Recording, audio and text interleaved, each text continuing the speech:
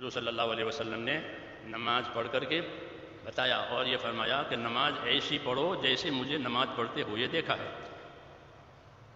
ہاں، یہ صحیح شکل. اس لیے اللہ تعالیٰ نے یہ بشارت دی ہے کہ میرے بندوں کو بشارت دو جو بات کو سنتے ہیں اور جب عمل کا نمبر آتا ہے تو اپنے عمل کو اچھا سے اچھا بناتے ہیں، اس کو سیکھتے ہیں، سمجھتے ہیں عمل کرنے کے لیے. جس دنیا کی چیزوں کو سیکھتے ہیں، سمجھتے ہیں، پھر عمل میں لاتے ہیں. بغیر سیکھے سمجھے نہیں بیٹھ جاتے عمل کرنے کے لیے. سیکھیں گے، سمجھیں گے، پھر عمل میں لائیں گے. دین کا بھی میرے دوستوں یہی تقاضا ہے کہ بات سنی، اب عمل کا تقاضا آیا کہ یہ کرو، یہ کرو، تو اب اس عمل کو اچھے سے اچھا بناؤ. اللہ کا یہ تقاضا ہے، اسے پورا کرو. یہ تو اس کو کہا فبشر عباد الذین یستمعون القول فیتبعون احسنہ، کہ اتباع احسن کرتے ہیں، عمل کی اچھی شکل بناتے ہیں.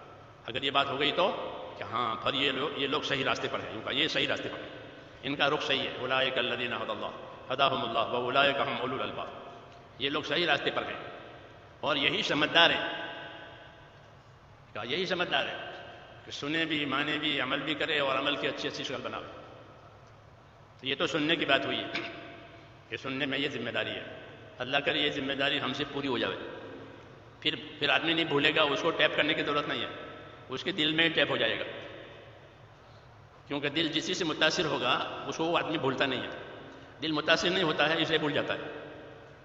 یہ مزاج ہے کہ کسی بات سے آدمی کا دل متاثر ہوا پھر اس کو نہیں بھولے گا. ہاں، کہ تاثر ایک بڑی طاقت ہے، توجہ ایک بڑی طاقت ہے کہ آدمی میں توجہ دینے کی طاقت ہے، تاثر کی بھی، اثر لینے کی بھی طاقت. تو جب دین کے ساتھ توجہ ہو، دین کے ساتھ تاثر ہو، پھر وہ دین بھولا نہیں جائے گا.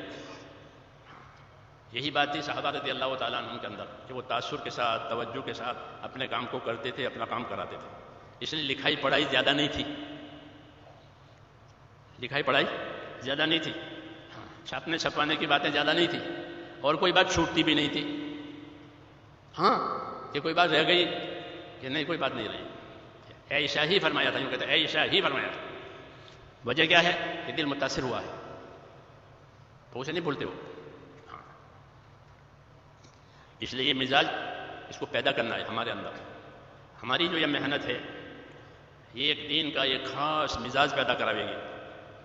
ہاں، کیونکہ یہ نبیوں والی محنت کہلاتی ہے، یہ حکموں والی محنت کہلاتی ہے. چیزوں والی محنت سے لوگ چیزوں کو اچھی سے اچھی بناتے ہیں، اچھی سے اچھی بنائیں گے.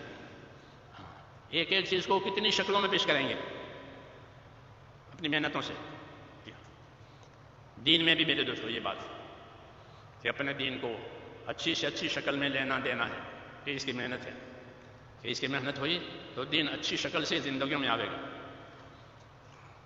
اس لیے دین کا یہ تقاضا ہے کہ زندگیوں کو اپنے دین کی محنت پر لگاویں اور اپنی صلاحیتوں کو دین پر لگاویں. ہر آدمی کی صلاحیت امانت ہے. سوچنے کی، سمجھنے کی، سننے کی، بولنے کی، کرنے کی جتنی طاقتیں دی گئی ہے یہ امانت ہے، ہماری اپنی نہیں ہے. اور یہ امانت دی گئی ہے ذمہ داری پوری کرنے کے لیے. ہم اس کو بھولے ہوئے ہیں کہ میری صلاحیت مجھے کیوں دی گئی ہے. اس لیے صلاحیتیں برباد ہو رہی ہے. جی ہاں، اور ماحول بھی خراب ہو رہا ہے کیونکہ صلاحیتوں کا صحیح استعمال نہیں ہوتا. دعوت اس لیے دی جاتی ہے کہ اپنی صلاحیتوں کو امانت سمجھو. جی ہاں، یہ کسی کام کے لیے دی گئی ہے. صحابہ لوگوں کو اس پر ابھارتے تھے کہ صلاحیتوں کی قدر کرو. اللہ تم سے اپنے دین کا کام لیں گے اور تم سے بڑے بڑے کام لیے جائیں گے. عبداللہ بن مسعود رضی اللہ تعالیٰ عنہ وہ مشہور صحابی ہیں، وہ بڑے فقیہ ہیں، بڑے ذی علم ہیں. ان کو کوفے میں رکھا گیا تھا تعلیم و تبلیغ کے لیے، تو انہوں نے بہت کام کیا وہاں. ایک مرتبہ وہ کہیں سے گزر رہے تھے تو ایک گانے والا گانا گا رہا تھا، گویا وہ گا رہا تھا. ابن مسعود گزر رہے تھے تو کان پر وہ گانے کی آواز پڑی تو سر پر کپڑا ڈال لیا. ایک منکر چیز ہے، ایک ناجائز چیز ہے، گا رہا ہے. وَإِذَا مَرُّوا بِاللَّغْوِ مَرُّوا كِرَامًا، کہ جب یہ لغو چیز پر سے گزرتے ہیں تو بزرگانہ انداز سے وہاں سے گزر جاتے ہیں. تو کپڑا ڈال کر کے وہاں سے گزرے اور یہ کہتے ہوئے گزرے کہ کتنی اچھی آواز ہے، کاش کہ یہ آواز قرآن شریف پڑھنے پڑھانے میں ہوتی. میری بات سمجھ میں آ رہی ہے؟ صلاحیتوں کو دین پر لانے کے پر لیے بات ہے. کتنی اچھی آواز ہے. یہ نہیں کہا یہ آدمی نکما ہے، یہ نہیں کہا کہ یہ نکما ہے، فضول میں پھنسا ہوا ہے، کیونکہ یہ کبر ہے. کسی کو حقیر سمجھنا ہماری دعوت میں نہیں ہے. مولانا علی اللہ صاحب رحمۃ اللہ علیہ فرماتے تھے کہ ہماری دعوت اور تبلیغ تو خوبیوں کا لین دین ہے. یہ سوچو، یہ دیکھو لوگوں میں کیا کیا خوبیاں ہیں، اس آدمی میں کیا خوبی ہے، اس میں کیا خوبی ہے، اس علاقے کے رہنے والوں میں کیا خوبی ہے. یہ ایک نظر ہے یہ دعوت کے لیے، کیونکہ ہم کو لوگوں کی صلاحیت چاہیے، لوگوں کا مال متا نہیں چاہیے دین کے لیے. ہم نہیں کہیں گے کہ لاؤ، ہم کہیں گے لگاؤ. ہم نہیں کہیں گے لاؤ، کیا کہیں گے؟ یہ لگاؤ. مولانا یوسف صاحب کے پاس ایک آدمی آئے تھے کوئی رقم لے کر کے شروع میں، اور درخواست یہ کی کہ آپ کے پاس بہت لوگ آتے ہیں اور بہت لوگ نکلتے ہیں اللہ کے راستے میں، میں ایک رقم لے کر آیا ہوں، آپ اسے قبول کریں اور یہ آنے جانے والوں کو دیں. تو مولانا نے فرمایا مجھے تو آپ کی ضرورت ہے، رقم کی ضرورت نہیں ہے. یہ بھی نہیں کہا کہ تیری رقم نہیں چاہیے، یہ نہیں کہا، منع ہے، کیونکہ وہ محبت سے پیش کر رہا ہے. تو محبت کے جواب میں تکبر نہیں ہوتا کہ نہیں چاہیے. مولانا نے یہ جواب دیا کہ مجھے تو آپ کی ضرورت ہے، رقم کی ضرورت نہیں، آپ آ جائیے. ہماری دعوت یہی ہے کہ اللہ کے بندوں کی صلاحیت اللہ پر لگ جائے، ہمیں کچھ نہیں چاہیے. اس لیے یہاں ہر آدمی جو بیٹھا ہوا ہے وہ اپنی صلاحیت کو اللہ کی امانت سمجھے کہ مجھے اللہ نے صلاحیت دی ہے، سوچنے کی، سمجھنے کی، کرنے کی، مال لگانے کی، خدمت کرنے کی، عبادت کرنے کی صلاحیتیں دی گئی ہیں. وہ کہاں لگے؟ اس لیے ابن مسعود رضی اللہ تعالیٰ عنہ نے اس بات کی طرف اشارہ کیا. اس کا نام زازان تھا کہ کتنی اچھی آواز ہے، کاش یہ قرآن شریف کے پڑھنے پڑھانے میں ہوتی. قرآن سیکھتا، قرآن پڑھتا، لوگوں کو قرآن پڑھاتا خوش الحانی سے، تو کتنی بڑی بات ہوتی. خیرکم من تعلم القرآن وعلمہ. حضور صلی اللہ علیہ وسلم فرماتے ہیں کہ تم میں سب سے بہتر وہ ہے کہ جو قرآن پاک کو سیکھے اور کیا کرے؟ سکھائے. حضرت عثمان اس کے راوی ہیں، روایت کرتے ہیں کہ تم میں سب سے بہتر آدمی وہ ہے جو قرآن شریف کو سیکھے اور سکھائے. عثمان رضی اللہ تعالیٰ عنہ کی صحبت میں وسط تابعی بیٹھے ہوئے تھے سلمی، انہوں نے یہ حدیث سنی. کہتے ہیں جب سے میں نے حضرت عثمان رضی اللہ تعالیٰ عنہ سے یہ حدیث سنی، قرآن کی خدمت کے لیے میں بیٹھ گیا.